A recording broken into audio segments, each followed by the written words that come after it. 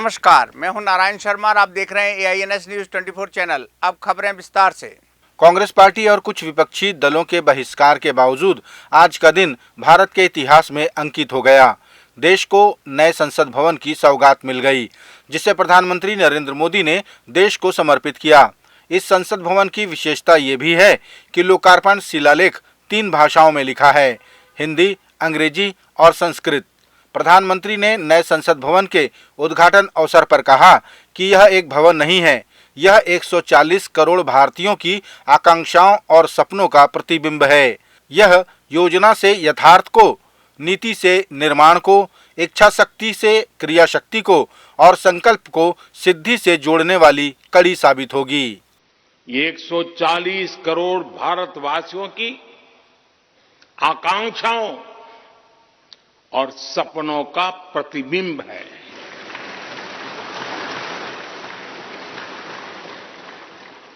ये विश्व को भारत के दृढ़ संकल्प का संदेश देता हमारे लोकतंत्र का मंदिर है।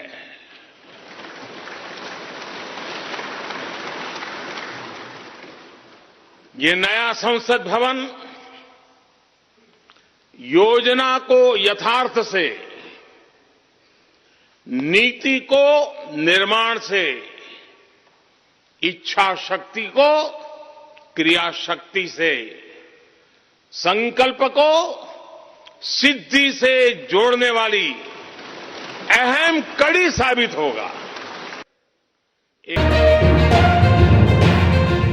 छत्तीसगढ़ के पूर्व मंत्री राजेश मूणत ने प्रधानमंत्री के मन की बात के प्रसारण को अपनी पार्टी के ही कार्यकर्ता के घर सुना। इस दौरान वे बूथ क्रमांक 102 पहुंचे, जहां कार्यकर्ताओं के साथ उन्होंने मन की बात सुनी और कहा कि प्रधानमंत्री जी ने इस कार्यक्रम के माध्यम से एक भारत श्रेष्ठ भारत का संदेश दिया है। आज वीर सावरकर जयंती के उपलक्ष्य में उन्होंने बताया, आज NT रामाराव जी की 100 जयंती हो रही है, उसके बारे में भी उन्होंने बताया।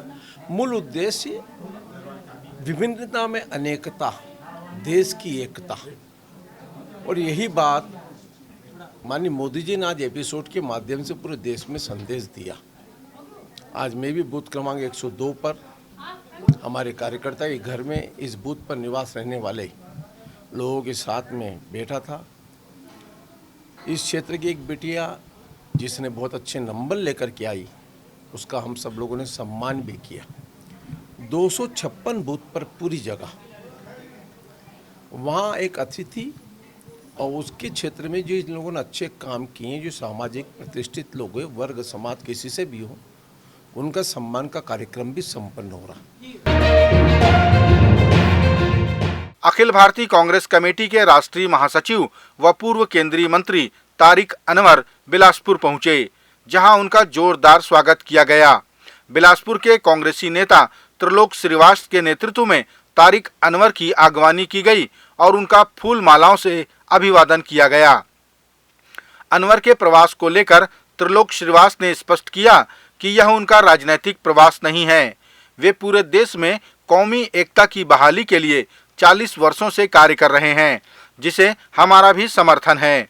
इस मौके पर बेलतरा और बिलासपुर के सैकड़ों कार्यकर्ता उपस्थित रहे। ये दौरा नहीं है, कांग्रेस का दौरा नहीं है, ये दौरा तो एक प्रकार से भारतीय कौमी एकता का दौरा है। क्योंकि राजनीतिक व्यक्ति है और लोकतंत्र है तो हम सब लोग हैं, परंतु राजनीतिक चश्मे से नहीं देखना चाहिए। ये कौमी एकता के लिए वो निकले हैं, पूरे भारत को एक करने के लिए निकले हैं। और ये मुहिम आज से नहीं चला रहे हैं, वो 40 साल से चला रहे हैं। 1986 से पहले वो ये मुहिम चला रहे हैं। यहाँ बहुत सारे युवा उस समय पैदा नहीं हुए होंगे, जिस समय हम लोग 10 साल 11 साल के थे, उस समय से सन 85 से कौमी तंजीम की वो मुहिम चला रहे हैं। ये नफरत को छोड़ के पूरे भारत को हिंदू, मुस्लिम, सिख, ईसाई सबसे पहले भाई भाई ये नारे के साथ वो निकले हैं। ये राजनीतिक दौरा नहीं। पिछले 1 महीने से प्रोटेस्ट कर रहे देश के रेसलरों ने नए संसद भवन की तरफ जाने की कोशिश की तो उन्हें दिल्ली पुलिस ने बलपूर्वक गिरफ्तार कर लिया। ये खिलाड़ी संसद भवन के उद्घाटन अवसर पर किसी महिला सांसद से मिलना चाहते थे, लेकिन उनकी तमाम कोशिश विफल हो गई। इन खिलाड़ियों के समर्थन में दिल्ली के जंतर मंतर से नए संसद भवन मार्ग की तरफ जाने वाले कई संगठन के लोगों को भी गिरफ्तार कर लिया गया। इन महिला खिलाड़ियों ने राष्ट्रीय कुश्ती संघ के अध्यक्ष रहे ब्रजभूषण सिंह पर यौन शोषण का आरोप लगाया है, जिस पर मामला न्यायालय में विचाराधीन भी है। ऐसे में राष्ट्रीय कार्यक्रम के दौरान बाधा पहुंचाने के उद्देश्य को लेकर पुलिस ने इन प्रदर्शनकारियों को गिरफ्तार किया है। रविवार को प्रधानमंत्री नरेंद्र मोदी की मन की बात का प्रसारण हुआ, जिसे पूरे देश ने सुना। इस बार प्रधानमंत्री ने देश में विभिन्नता में अनेकता और देश की एकता पर अपना संबोधन दिया। प्रधानमंत्री ने अपने मन की बात में छत्तीसगढ़ के बालोद जिले के उन बच्चों का भी जिक्र किया जो पानी बचाने का अभियान चला रहे हैं। छत्तीसगढ़ भारतीय जनता पार्टी के प्रदेश प्रभारी ओम माथुर बस्तर में मन की बात कार्यक्रम में शामिल हुए। उन्होंने 1000 साल पुरानी परंपरा को वापस स्थापित किया है और नया भवन बना है। अब सब देखने के लिए भी आप लोगों को मौका मिलेगा। जिस वक्त प्रधानमंत्री नरेंद्र मोदी नए संसद भवन का उद्घाटन कर रहे थे, उस वक्त छत्तीसगढ़ की राजधानी रायपुर में कांग्रेसी नेता तालाब में उतरकर जल सत्याग्रह के माध्यम से विरोध प्रदर्शन करते नजर आए। कांग्रेसी नेता विनोद तिवारी के नेतृत्व में ये जल सत्याग्रह किया गया। कांग्रेसियों ने संसद भवन के लोकार्पण कार्यक्रम में राष्ट्रपति को आमंत्रित न किए जाने को लेकर अपना विरोध दर्ज किया। सरकार शर्म करो, शर्म करो, शर्म करो। मोदी सरकार शर्म करो, शर्म करो, शर्म करो। राष्ट्रपति का ये अपमान नहीं सहेगा, नहीं सहेंगे। राष्ट्रपति का ये अपमान नहीं सहेगा, नहीं सहेंगे। छत्तीसगढ़ के बेमेतरा जिले के पुलिस आरक्षक संदीप साहू ने राज्यपाल से आत्मदाह की अनुमति के लिए पत्र लिखा है, जिसे लेकर विपक्षी दल भारतीय जनता पार्टी ने सरकार और कांग्रेस पार्टी पर आरोप लगाए। छत्तीसगढ़ भाजपा के प्रदेश अध्यक्ष अरुण साव ने कहा कि छत्तीसगढ़ रत्न से सम्मानित पुलिस आरक्षक संदीप साहू को प्रताड़ित किया जा रहा है, इसीलिए वे इस तरह का कदम उठाने पर मजबूर हुए हैं। साव ने इसके अलावा राज्य की कांग्रेस सरकार पर और भी आरोप लगाए। बेमेतरा जिला के पुलिस आरक्षक संदीप साहू, जो छत्तीसगढ़ रत्न से सम्मानित है, कई बार ब्लड डोनेशन किया है, उसने जो राज्यपाल को आत्मदाह के लिए जो पत्र लिखा है, ये चिंता करने वाला है। किस प्रकार से बेमेतरा के विधायक उससे प्रताड़ित कर रहे हैं।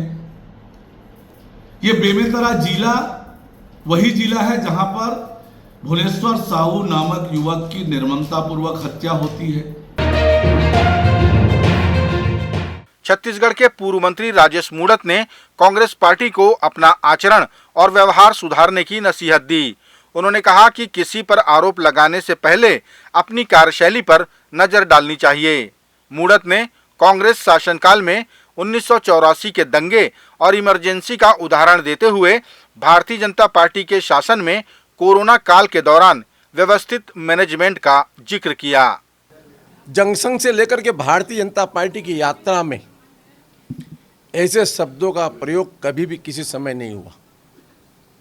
चाहे अटल बिहारी वाजपेयी जी रहे हों, चाहे लाल कृष्ण आडवाणी जी रहे हों, चाहे आज नरेंद्र भाई मोदी हैं देश के प्रधानमंत्री। वह देश के प्रधानमंत्री हैं, उन्होंने देश का मान सम्मान बढ़ाया है, उन्होंने कहीं नरसंहार नहीं कराया है।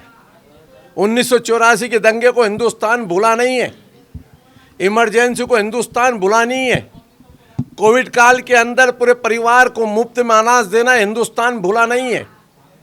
गरीब जाति वर्ग समाज से ऊपर उठ करके कोविड काल के अंदर 2 वक्त की रोटी के इंतजाम के साथ में उनको वैक्सीन लगाने का काम प्रधानमंत्री ने कहा है, ये भूला नहीं है।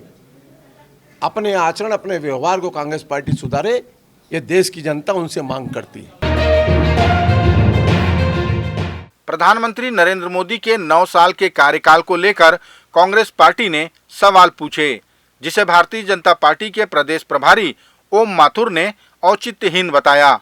उन्होंने कहा कि प्रधानमंत्री नरेंद्र मोदी के नेतृत्व में देश लगातार प्रगति कर रहा है।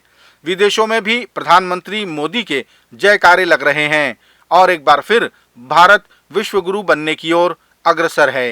दुनिया 9 साल को याद कर रही है। जिस प्रकार से पिछले 9 सालों में भारत ने ग्रोथ की है हर दृष्टि से, हर क्षेत्र में, यानी आज ये स्थिति बनी है कि अमेरिका के राष्ट्रपति को कहना पड़ रहा है कि रशिया और यूक्रेन का अगर कोई शांति करा सकता है तो नरेंद्र मोदी कर सकते हैं। और जिस तरह से अभी उनका विदेशों में दौरा हुआ 4 देश में, और जिस प्रकार से उनका स्वागत किया है, यानी अमेरिका के राष्ट्रपति ने उस दिन भी कहा है कि ऑटोग्राफ लेना चाहिए, ऑस्ट्रेलिया ने कहा है मोदी इज द बॉस।